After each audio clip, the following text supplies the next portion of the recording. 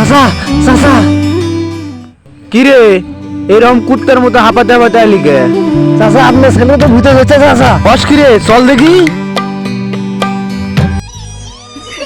কি রে বাবা, কি হয়েছে তোমার? চাচা তাহলে ফকির নিয়ে আসি। বাবা এই থাম।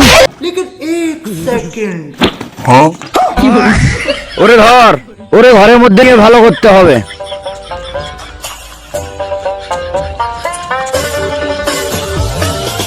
এই তোরা সব ঘরের মধ্যে থেকে বাইরে হয়ে যা। আর বাপকে বল এক বোতল পানি নিয়ে আসতে। এই যে ফকির সব পানি, দরজাটা দিয়ে তুই বাইরে যা। বেটা তুই আমারও লাথি মারস, আজকে তোরা মুখ খাওয়াইয়া ভূত ছোড়াম।